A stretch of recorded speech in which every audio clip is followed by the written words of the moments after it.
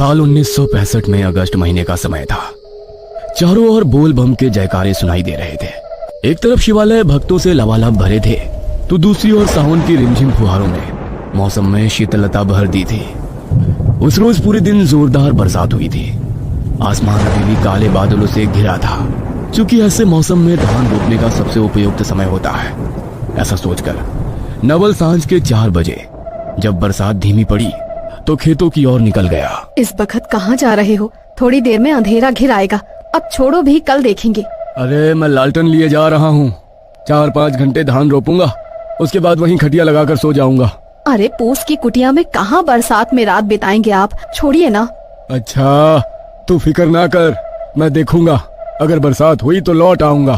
पत्नी के मना करने के बाद भी नवल एक हाथ में लालटेन और दूसरे में छाता पकड़े तेज कदमों से खेत की तरफ निकल जाता है। जल्दी जल्दी काम शुरू करता है और काम करते करते भूल ही जाता है कि रात घेर आई है। आसमान में अभी भी बादल थे। रह रहकर बिजली कड़क रही थी, लेकिन बारिश नहीं थी। थकान मिटाने को नवल अपनी खटिया कुटिया के बाहर डालकर थोड़ी देर सुस्ताने लगता है। जब तक थकान उतरती है, उसे एहसास होता है कि रात काफी हो गई है। अब उसे समझ ना आता कि इस काली गहरी रात में अकेले खेत पर ही रुके या घर लौट जाए। अभी नवल सोच ही रहा था कि तभी उसे लालटेन की मध्यम सी रोशनी में पास के खेत में किसी की आकृति दिखाई देती है। लो, मैं तो ऐसे ही घबरा रहा हूँ। हरिया काका भी लगता है आज खेत पर ही रुके हैं। पास के खेत में अंधेरे में किसी की आकृति देखकर नवल को बड़ी हिम्मत मिल गई थी। उसने साथ लाई हुई रोटियां निकाली और प्याज के साथ खाकर चुपचाप चारपाई पर लेट गया। नवल आंख बंद करके चारपाई पर लेटा ही था कि अचानक उसे लगा जैसे काका ने उसे पुकारा हो। नवल आंख खोलकर लालटेन से इधर उधर देखता है, लेकिन उसे कोई दिखाई नहीं देता। अपना वहम समझकर वो एक बार फिर आंख बंद करके वहीं लेट जाता है। रह रहकर नवल को किसी के खेत में यहां से वहां दौड़ने या चहलकदमी की आहट सुनाई पड़ रही थी। वह दिन भर की थकान से चूर था। आसपास होती हलचल को नजरअंदाज करके वह लगभग नींद में पहुंच गया था। अचानक ही आधी रात गए उसे एहसास हुआ कि आसपास कहीं बहुत तेज आवाज में ढोल बाजे नगाड़े बज रहे हैं। कुछ देर नींद की जोर में वह आवाज को इग्नोर करता है, लेकिन ढोल बाजों की आवाज लगातार उसके नजदीक आती जा रही थी। कुछ ही देर में ढोल के साथ साथ भीड़ के शोर की आवाज भी नवल के कानों में पड़ने लगती है। अब उस शोर में चारपाई पर आंख बंद करके लेट पाना उसके लिए संभव नहीं था। वह चारपाई से उठकर खड़ा हो जाता है और शोर की दिशा में देखने का प्रयास करता है। नवल को कोई अंदाजा नहीं था इस समय रात का कौन सा पहर चल रहा है। आधी नींद में ही उसने एक बार फिर से अपनी आंखों को मसल कर देखने की कोशिश की। कुछ दिखाई नहीं पड़ रहा था। बस ऐसा लगता था कहीं आसपास कोई बारात गुजर रही हो जैसे। आमतौर पर बारात देखने की लालसा इंसान को होती ही है, इसलिए बारात देखने के कौतूहल में नवल अपने खेत से कुछ कदम बाहर आकर बारात की दिशा में चल पड़ता है। खेत से बाहर आते ही अब उसे अपनी आंखों के सामने एक सजी धजी बारात नजर आने लगती है। बारात बिल्कुल ऐसी थी जैसे कि आमतौर हुआ करती है। हुड़दंग था, जोरदार नाच हो रहा था और सज धज कर तकरीबन 25-40 लोग ढोल बाजों के साथ बढ़े चले जा रहे थे। अरे किसकी बारात है ये? आज तो गांव में किसी का ब्याह नहीं है। किसी और गांव से भटक कर तो यहाँ नहीं आ गई। नवल के मन में प्रश्न आया तो पूछने के लिए वो बारात की ओर बढ़ गया। अरे भैया, किसके यहाँ की बारात है? नवल के सवाल के जवाब में सामने नाच रहा आदमी अचानक से रुक जाता है और थोड़ा गंभीर होकर एक नजर ऊपर से नीचे तक उसकी ओर देखता है। अरे पड़ोस के गांव चिपियाना से आ रहे हैं। मंगेश की बारात है, रमेश की लड़की के साथ।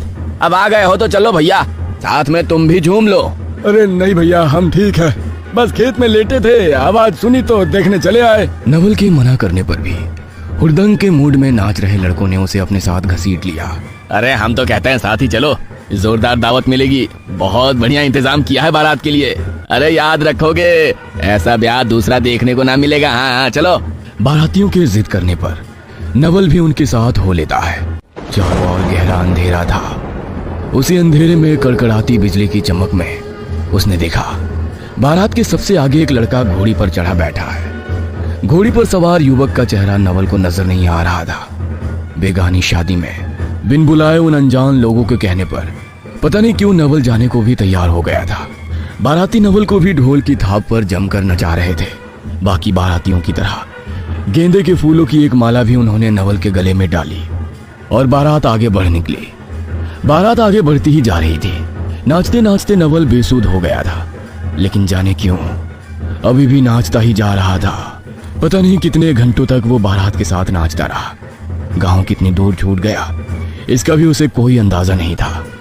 अचानक ही एक जगह जाकर बारात ठहर गई। एक बड़ा सा पेड़ था जिसके नीचे एक लड़की बैठी हुई थी जिसे औरतें सजा रही थी। भाई आओ, कुछ खा लो, कुछ देर में ब्याह का कार्यक्रम होगा।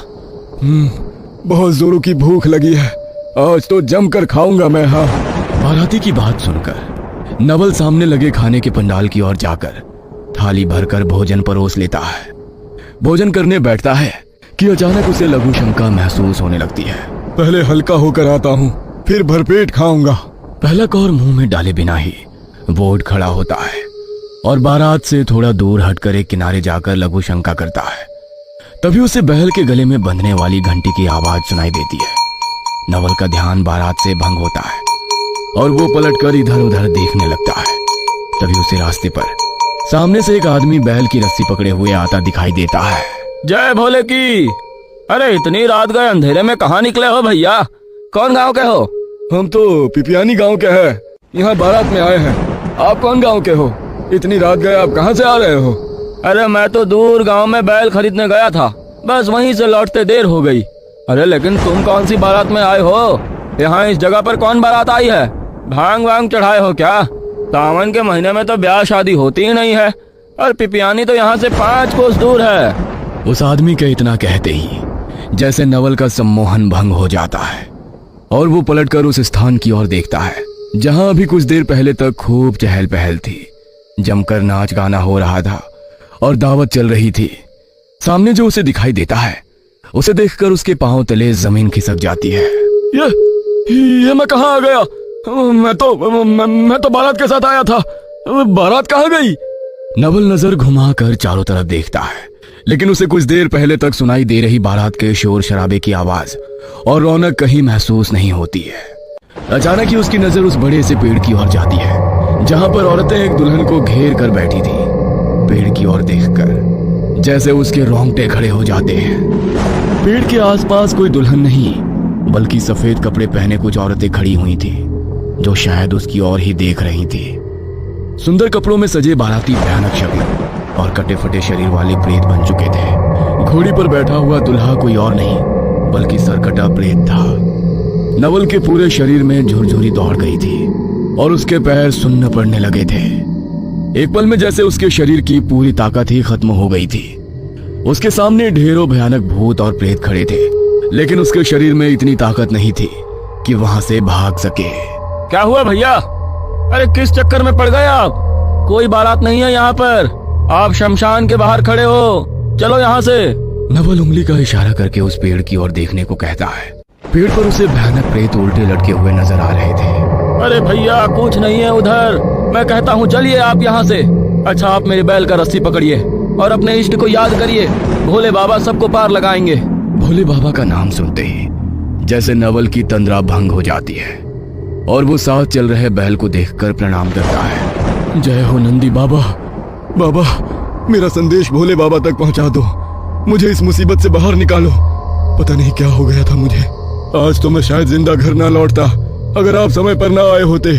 भोले बाबा सबकी मदद करते हैं, उनकी दृष्टि सबके ऊपर रहती है, घबराओ नहीं, चलो मैं तुम्हें पिपियानी पार करा देता हूँ।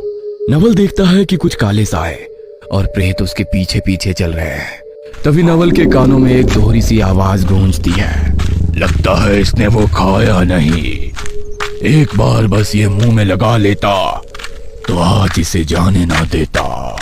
नवल को अब और कुछ भी नहीं सूझ रहा था। उन आवाजों पर ध्यान दिए बगैर वो बस ओम नमः शिवाय बोलता हुआ आगे बढ़ता जाता है। कुछ दूर तक पीछा करने के बाद वो प्रेत और काले साए गायब हो जाते हैं। जिस समय वो पिपियानी गांव के किनारे पहुंचा सुबह के 4 बजने को थे। जाओ तुम्हारी बला कट गई, ब्रह्म मुहूर्त का समय हो गया है, अब प्रेतों का समय काल खत्म हुआ, सुरक्षित अपने घर पहुंच जाओ। और हाँ, भगवान भोले का शुक्रिया करना मत भूलना, बोल बम। इतना कहकर वो आदमी अपने रास्ते निकल जाता है। और नवल बेसूध होकर वहां से सीधा अपने घर के लिए दौड़ लगा देता है। आधे घंटे के बाद जब वो अपने घर के दरवाजे पर पहुंचता है तो बुरी तरह हाँफते हुए जोर जोर से घर का दरवाजा पीटने लगता है। इतनी सुबह यूं दरवाजे पर दस्तक सुनकर घबराकर उसकी पत्नी दरवाजा खोल देती है। सामने देखती है कि उसका पति दरवाजे पर खड़ा हुआ है, जिसके कपड़े पर एक भी बूंद पानी नहीं है, जबकि बाहर जोरों की बरसात हो रही थी। आप इतनी सवेरे सवेरे, क्या हुआ जी? इतने घबराए हुए क्यों लग रहे हैं? और बाहर तो इतना पानी बरस रहा है, लेकिन आपके कपड़े तो सूखे हुए दिखाई दे रहे हैं। आप बाहर से नहीं आए हैं क्या? इस एक रात में नवल ने इतना कुछ देख लिया था कि अब पत्नी के किसी भी सवाल का उत्तर देने की क्षमता उसके अंदर नहीं बची थी। किसी तरह लड़खड़ाते हुए वो 2 कदम घर के अंदर रखता है और गिरकर बेहोश हो जाता है। पति की ऐसी हालत देखकर नवल की पत्नी किशोरी बहुत घबरा जाती है और दौड़कर पड़ोस वाले काका को बुला लेती है। जैसे ही खबर मिलती है, गांव के कई सारे लोग नवल के दरवाजे पर इकट्ठा हो जाते हैं। किसी तरह पानी छिड़ककर हाथ पैर मलने के बाद आधे घंटे में उसे होश आता है और वो पिछली रात हुई सारी आप बीती सुनाने लगता है। अरे तुमको किसने कहा कि कल हम रात में खेत पर सोए थे? हम तो पूरी रात अपने घर में सोए हैं। और हम तो क्या, इतनी बरसात में कोई गांव का आदमी खेत पर नहीं गया। कुछ तो दिमाग लगाओ। सावन के महीने में कौन सा ब्याह होता है? और जिस रमेश की लड़की की तुम बात कर रहे हो ना, उसको मरे हुए 3 दिन हो गए हैं। तुम क्या जानते नहीं हो मरे हुए आदमी का ब्याह हुआ करता है क्या? काका की बातें सुनकर तो नवल का शरीर एक बार फिर से सुन्न पड़ने लगा था। एक बात बताओ, उस आदमी का नाम नहीं पूछे जो तुमको उस प्रेत बारात से बचा कर लाया? कौन था? कौन गांव का था? टिमरी गांव बताया था, शायद शिव नाम था उसका। एक बैल लिए था, कहीं दूर गांव से खरीद कर लाया था। अरे हम तो कहते हैं किशोरी बिटिया, तुम्हारा पूजा पाठ काम आ गया। शिव नाम नहीं बताया था। हमको तो लगता है भगवान शिव ही थे जो नंदी के साथ तुमको वहाँ बचाने के लिए प्रकट हुए, वरना वो भूतों की बारात उनको काहे नहीं दिखाई दी? तुमको ही क्यों दिखाई दे रहे थे? जिस टिबरी गांव का तुम नाम ले रहे हो ना, दूर दूर तक 20 कोस तक में भी इस नाम का कोई गांव नहीं है यहाँ पर। अरे उम्र बीत गई हमारी इसी गांव में रहते रहते। आसपास के 7 गांव के लोगों को तो नाम से ही जानता हूँ मैं। एकाएक नवल को उस आदमी की बात याद आती है। आज कौन सा दिन है? सोमवार। क्या हुआ? कुछ नहीं, बस भोले बाबा का शुक्रिया अदा करना है। चलो मंदिर जाकर जलाभिषेक करते हैं। आज से मैं हर सोमवार को शिव मंदिर जाकर भगवान शिव का जलाभिषेक किया करूंगा। गांव के लोगों का कहना था कि नवल को उस रात साक्षात भोले बाबा मार्ग दिखाने आए थे। उस दिन के बाद गांव में सावन के दिनों में प्रेत बारात निकलने की बात आग की तरह फैल गई।